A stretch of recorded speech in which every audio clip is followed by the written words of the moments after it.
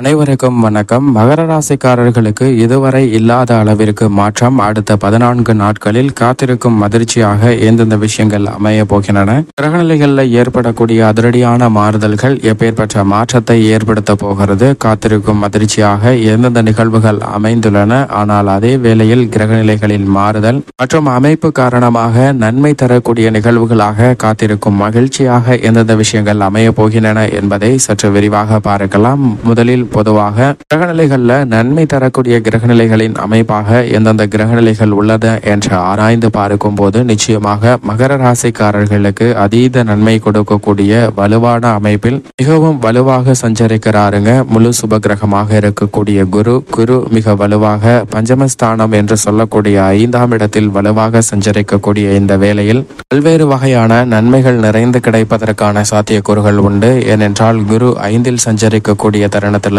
குடும்ப ரீதியாக பல்வேறு வகையில சுப நிகழ்வுகளை சிறப்பாக செய்து முடிக்கலாம். குடும்ப உறுப்பினர்களுக்கு இடையே ஏற்படக்கூடிய வாக்குவாதங்கள் ஆக்கப்பூர்வமாகவும் அதனால் பெரிய அளவிற்கு பாதிப்பு இயலாத வகையில் நன்மை நிறைந்து கிடைக்கக்கூடிய வகையில் அமைவதற்கான சாத்தியக்கூறுகள் உண்டு. திருமணம், காதுகுத்து, வளகாப்பு உள்ளிட்ட பல்வேறு வகையான சுப நிகழ்வுகளை இந்த தருணத்தில் சந்திப்பதற்கான யோகம் கிடைக்கிறது. ஆரோக்கியம் அபிவிருத்தி ஆகுங்க. ஆரோக்கிய தொல்லைகள் வெகுவளவில் குறையும். திட்டமிட்டபடி பல நல்ல மாறுதல்களை இல்லத்தில் செய்வதற்கான வாய்ப்பும் குடும்ப வருமானத்தை உயர்த்தக்கூடிய சூழலும் மிக வலுவாக கிடைப்பதற்கான யோகம் இந்த தருணத்தில் உண்டு என்பதை மகர ராசிக்காரர்களுக்கு முழு சுபகிரகமாக இருக்கக்கூடிய குரு உறுதிப்படுத்துகிறார். அது மட்டுமல்லாது குரு பார்க்கின் கோடி நன்மை என்று சொல்லக்கூடிய வகையில் குருவின் சுப பார்வை மிகவும் வலுவாக ஜென்ம ராசி 9 மற்றும் 11 ஆகிய இடங்களில் அபரிவிதமாக பதிகிறது. பாக்கியஸ்தானம், லாபஸ்தானம், ஜென்மராசி ஆகிய 3 இடங்களும் வலுப்பெறக்கூடிய இந்த வேளையில் பல வகையில நன்மை நிறைந்து கிடைக்கும். கொடுக்கல் வாங்கலில் ஏற்பட்ட சிக்கல்கள் விலகக்கூடிய ஒரு தருணமாக பார்க்கப்படுகிறது. பண விரயங்களை சந்தித்து வந்த சூழ்நிலையில் அந்த விரய செலவுகளை தவிர்த்து நன்மை நிறைந்து பெறுவதற்கான சூழல் நிச்சயமாக இந்த தருணத்தில் நிறைந்து கிடைக்கிறது.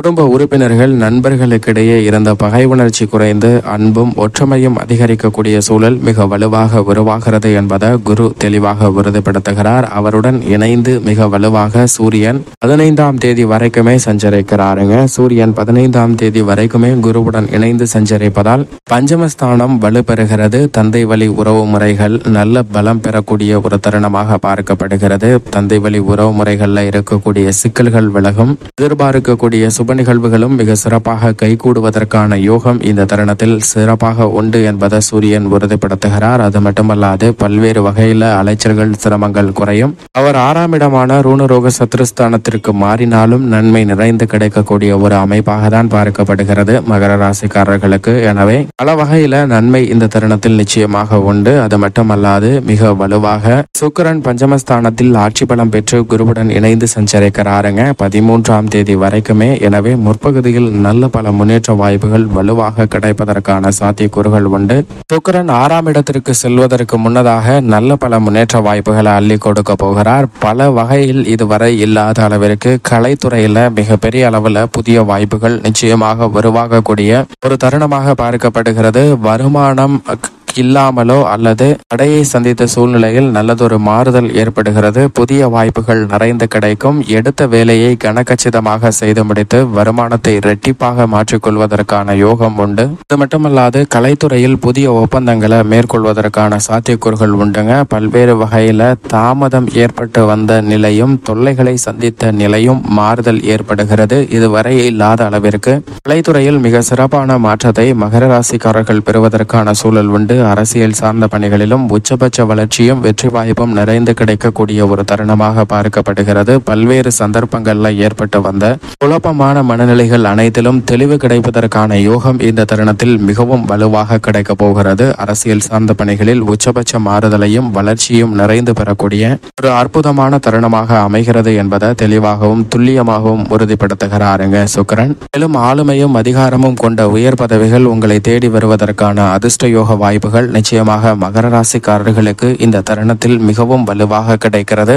அது மட்டுமல்லாது வித்யாகாரகரான புதன் மிக வலுவாக 9ஆம் தேதி வரை 5ஆம் இடத்திலும் அதற்கு பிறகு 6இல் ஆட்சி பலம் பெறுகிறாருங்க. வித்யாகாரகரான புதன் 5 மற்றும் 6இல் சஞ்சரித்தாலும் கூட ஆட்சி பலம் பெற்றும் பஞ்சமஸ்தானத்தையும் வலுப்படுத்தக்கூடிய இந்த வேளையில் சரியாக சிந்தித்து முடிவெடுக்கக்கூடிய ஆற்றல் கிடைக்க போகிறது. உணர்ச்சி வசப்படாமல் சிறப்பான முறையில் அனைத்து விதமான பிரச்சனைகளையும் கையாளுவதற்கான யோகம் நிச்சயமாக மிகவும் வலுவாக கிடைக்கிறது. எனவே பல்வேறு வகையான தடைகள் இந்த தருணத்தில் விலகுவதோடு நீங்கள் எதிர்பார்க்கக்கூடிய நல்ல மாறுதல் கிடைப்பதற்கான சாத்தியக்கூறுகள் உண்டு. அது மட்டுமல்லாது பெண்மணிகளின் நலனுக்கு பொறுப்பேற்ற சுக்கிரன், குரு ஆகிய இரு கிரக நிலைகளும் பெரும்பாலும் பஞ்சமஸ்தானத்தை வலுப்படுத்தக்கூடிய இந்த வேளையில் பெண்மணிகளுக்கு ஆரோக்கிய தொல்லைகள் விலகும். பெண்மணிகள் சந்தித்து வரக்கூடிய குடும்ப ரீதியான சிக்கல்கள் விலகும். பெண்மணிகளுக்கு வருமானத்தை உயர்த்தி கொள்ளக்கூடிய வகையில் தங்களது சொந்த காலில் நிற்கக்கூடிய வகையில் பல வாய்ப்புகள் மிக வலுவாக கிடைக்கக்கூடிய ஒரு தருணமாக அமைய போகிறது.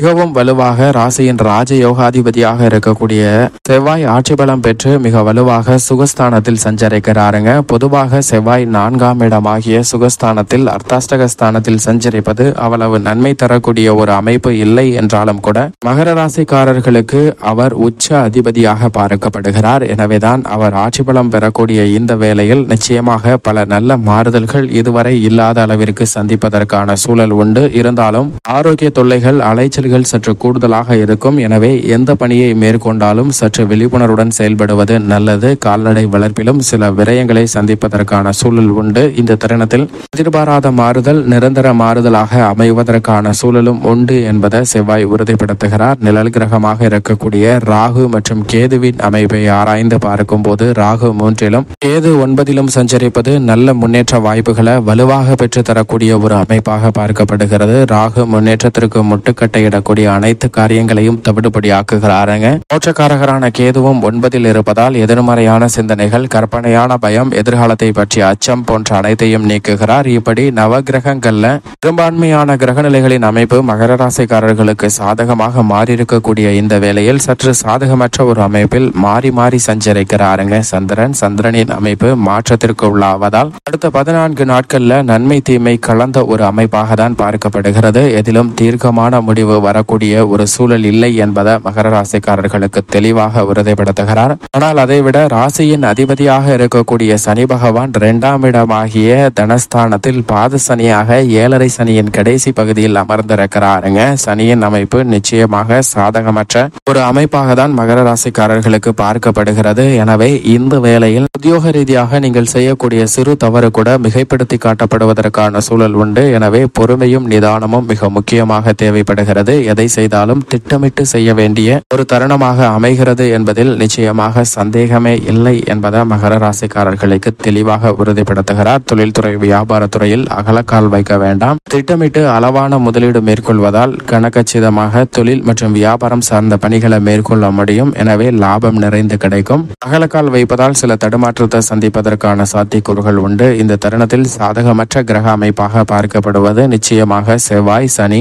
சந்திரன் போன்ற கிரகநிலைகளின் அமைப்பு சாதகமற்ற இருப்பதால் இந்த வேளையில் மகர ராசிக்காரர்கள் வாரத்தில் சனிக்கிழமை விரதமிருந்து அருகாமையில் உள்ள சனி பகவான் அல்லது ஆஞ்சநேயர் அல்லது நவகிரக சன்னதி சென்று தீபமேற்றி வழிபாடு செய்யுங்கள். தங்களுடைய வாழ்வில் பல சிரமங்கள் தடைகள் விலகி மகிழ்ச்சியும் முன்னேற்றமும் நிச்சயமாக நிறைந்து கிடைக்கும்.